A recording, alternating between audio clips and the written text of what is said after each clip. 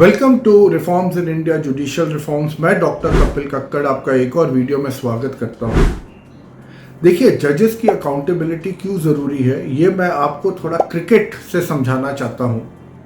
मान लीजिए एक बैट्समैन है और बैट्समैन को बोल दिया जाता है भैया तुमने बैटिंग तो तुम कर ही रहे हो, रूल्स भी तुम ही डिसाइड करोगे कि कैसे। तो बैट्समैन कहता है कि भाई हर ओवर की पहली बॉल जो है वो बॉलर मुझे फुल टॉस करेगा, जो दूसरी बॉल है वो मुझे ओवर पिच करेगा, तीसरी बॉल वो मुझे शॉर्ट पिच करेगा, चौथी बॉल वाइड होनी चाहिए, पांचवी बॉल ऐसी होनी चाहिए, छठी बॉल वैसी होनी चाहिए। और साथ में वो ये कह देता है हर छठी बॉल में हर बारी मैं एक सिंगल लूंगा, चाहे मेरे बैट से टच हो या ना हो।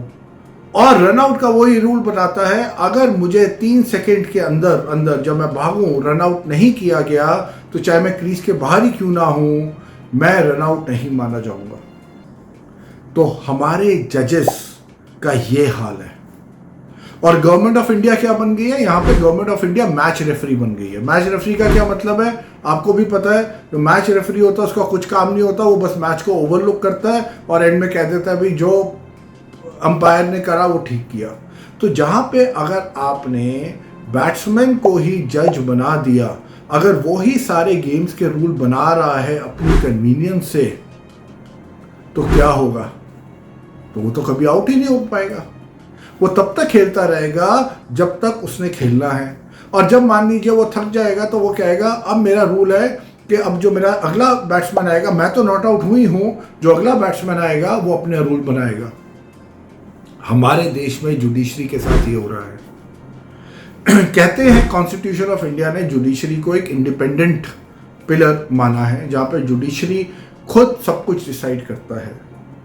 तो वो शायद जब हमारे अंबेडकर साहब और जितने भी उस टाइम के वाइज लोग होंगे, उन्होंने सोचा होगा कि भाई ये लोग मैच्योर होंगे और इसलिए हम इनको देते हैं, और वो शायद उनका पॉलिटिशियंस के ऊपर ट्रस्ट फैक्टर कम होगा। तो हमारे जो फादर्स ऑफ कॉन्स्टिट्यूशन है उन्होंने ये कहा होगा कि ठीक है इनको इंडिपेंडेंट बॉडी जुडिशरी को बना देते हैं। पर उन बेचारों को भी क्या पता था कि ये जुडिशरी इस बैट्समैन की तरह बिहेव करेगी, जहां पे जजेस हर एक चीज अपने बारे में डिसाइड करेंगे, गलत ऑर्डर दे देंगे, करप्शन करेंगे, टाइम लेंगे, एडजर्नमेंट पे एडजर्नमेंट देंगे, पर इनके ऊपर कोई सवाल उठाने वाला नहीं होगा। इन बेचारों को थोड़ी ना ये मालूम था। और यही हाल आज हमारी जुडिशरी का हो गया है। हमारी जुडिशरी 5 करोड़ केसेस पेंडिंग हो गए हैं। हमारी जुडिशरी कहते रहती है कि भैया हम बहुत अच्छा काम कर रहे हैं, हम पे कोई उंगली ना उठाए, हम लोग से बढ़िया कोई नहीं है, हम लीगल माइंड है, हमसे समझदार कोई नहीं है, और इनके ऊपर कोई सवाल उठाने वाला ही नहीं है। क्यों नहीं है? क्योंकि इन लोगों को इतनी लिबर्टी दी गई है। और यहाँ तक तो एक एक्स चीफ जस्टिस ने तो ये तक बोल दिया था आप हमसे ये राइट ले नहीं सकते। गवर्नमेंट ऑफ इंडिया को, पार्लियामेंट तक को उन्होंने बोल दिया ये जो हमें राइट दिया हुआ है कॉन्स्टिट्यूशन ने, आप हमसे नहीं ले सकते। आप इनसे सारे राइट ले सकते हैं। नहीं अगर ये मानते, hit them hard on their buttocks पे मारी इन इडियट्स की। बट टाइम आ गया है कि हमें ये अनअकाउंटेबिलिटी जजेस की नहीं चल सकती। ये अपने ही रूल, अपना ही नॉट आउट, अपना ही चौका, अपना ही छक्का, हर एक चीज ये खुद नहीं कर सकते। This is not right. और यही चीज आज हमारे देश में हो रही है। इन लोगों के इतनी लिबर्टी मिली हुई है, ये लोग जो मर्जी, जैसे मैं फिर रिपीट कर रहा हूं, गलत से गलत ऑर्डर दे दे, पैसे खा ले, कुछ भी कर दें, कोई इनका बाल का बाका भी नहीं कर सकता।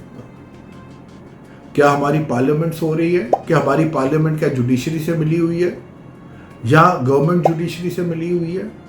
क्विड प्रो क्यो है कि भाई जो भी गवर्नमेंट आती है वो जुडिशरी को कहती है भैया हम तुम्हें तंग नहीं करेंगे, बट तुम ऑर्डर हमारे फेवर में देना।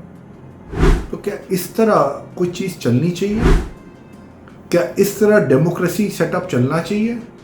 या तो आप बोल दीजिए ये देश में डेमोक्रेसी इज अ फैलेसी, सब कुछ बेकार है, सब कुछ आई वॉश है। तो हम जनता को, हमने तुम्हें सिर्फ खुश करने के लिए दी हुई है। अगर वाकई में डेमोक्रेसी है तो आप जुडिशरी को अनअकाउंटेबल नहीं छोड़ सकते। जजेस को पनिश करना चाहिए, जजेस को टर्मिनेट करना चाहिए, जजेस की ऐसी की तैसी करनी चाहिए। जब तक ये नहीं होगा ये जजेस स्कॉट फ्री जाते रहेंगे और लोगों का जुडिशरी से विश्वास और भी वाटरफॉल की तरह कम होता रहेगा।